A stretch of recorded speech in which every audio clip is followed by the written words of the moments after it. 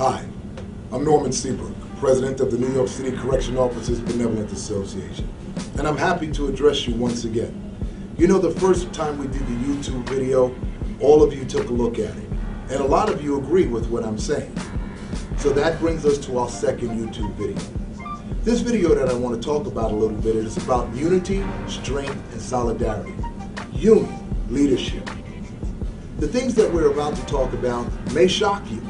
Some of you may have forgotten about it. Some of you may not even remember about it. Do you know that when you become a New York City Correction Officer, you have to do 20 years of city service before you can retire? Unlike the police department and the fire department that has to do 22 years before they retire. Did you know that before you, some of you, not all of you, became a New York City Correction Officer, there was no three-quarter bill, there was no heart bill, there was no variable supplement bill, there was no feces bill, and there wasn't one of the most significant pieces of legislation in the city of New York, the anti-privatization bill. The anti-privatization bill prevents the city of New York from privatizing your job, from taking your job, laying you off, and hiring a square badge. I have nothing against security officers, but they're not correction officers. They're not professional correction officers. You know, the union, members of the executive board and I work tirelessly, 24 hours a day, it seems like 8 days a week, to make sure that you and your family and your rights are taken care of, that you and your family and your rights are protected. The members of the executive board that are assigned to different facilities throughout the Department of Correction constantly are out there trying to make sure that your rights are protected. Let me talk a little bit about your rights in all the positions that you work in. Whether you work for the chief of the department, whether you work in a housing area, all of you are correction officers. Some people have criticized me and said, well, Norman has a widows and children's fund and he's only raised $500,000. But that's $500,000 that we've raised, that we have given to each and every family. Every Christmas we've given them money. Every Thanksgiving we give them money. Every holiday we receive them and try to make the best for them. Those are the things that unions do. Unions do things that are important to everyone. Unions do things that some people can't do in this city. It's easy for someone to say, I could walk in his shoes. You possibly could. But the men and women of this organization continue to work diligently for you and your family. They talk about they want to have meetings. I'll have a meeting. We have meetings every month for that matter. And each and every one of you have the right to raise whatever issues that you have at these meetings. Don't be one of those individuals that constantly feel that after you've been fired and after you have been dismissed and after you have been retired that you have so much to say. Some of you don't say anything. And that's the silent majority, and I respect you for that, and I love you for that. But sometimes it's time for you to tell the others to stop it. Stop the nonsense. Allow us to go on and move forward. There are contract negotiations coming up. There are legislation things coming up in the city of New York. They want to take our health care. They want to take our pensions. They want to do all of these different things to us, and it takes experience to be able to do these things.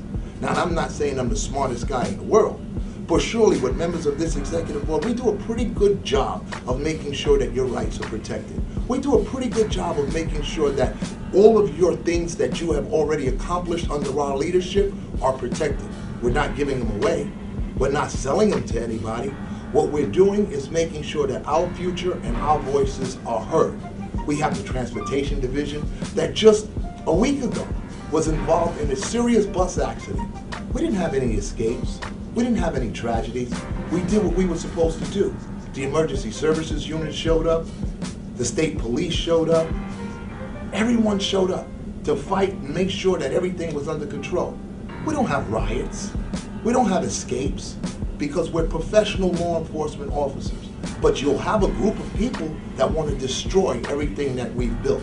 Everything that you've built, not me, because me is you. You am I. And this is what we do together. This is how we build together.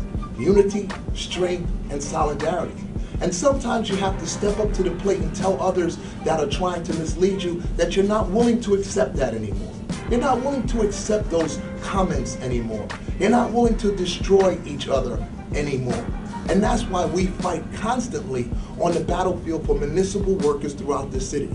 We are the middle class, you and I. We work diligently to make sure that our rights are protected. We work diligently to make sure that our mortgage is paid. We work diligently to make sure that we work alongside someone who has our back and has our best interest at hand. But there are going to be those to come to you and say, we got to get them out of there. We got to do this. We got to do that. Wait a minute, let me get this straight. You're telling me that someone that has been fired, someone that has been retired, someone that has been disgruntled, someone who has no agenda, someone who wants to come in and make everything look like they can do, they probably can do.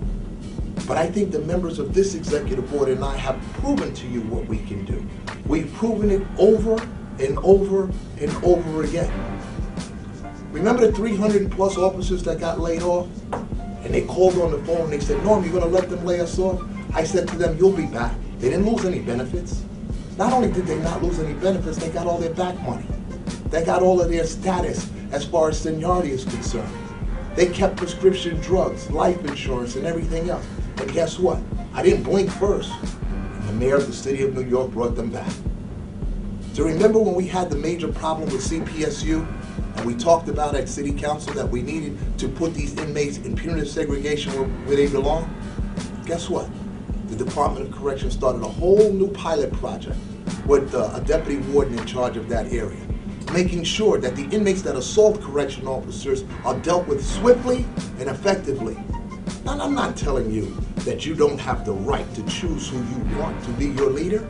I'm not telling you that you don't have the right to choose who you feel that you want to socialize with. I'm not asking you to socialize with me. That's your prerogative on whether you want to or whether you don't. The bottom line, the question is, what's in your wallet? What did we put in your wallet?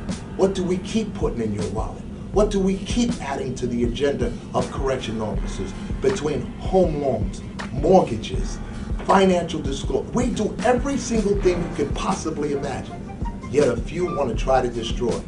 Well, you see, God is good to me. I'm not going to let you destroy anything that this membership has built. I'm not going to let you destroy anything that we have done together, collectively, to make this work. I'm not going to let you come in and just destroy everything that we've built. Don't you think the city of New York is ready for that? Don't you think the city of New York is sitting back right now saying to themselves, boy, oh, I can only imagine how I could get correction. Well, guess what? Mayor, governor, members, correction is not for sale. I'm Norman Seabrook. Thank you.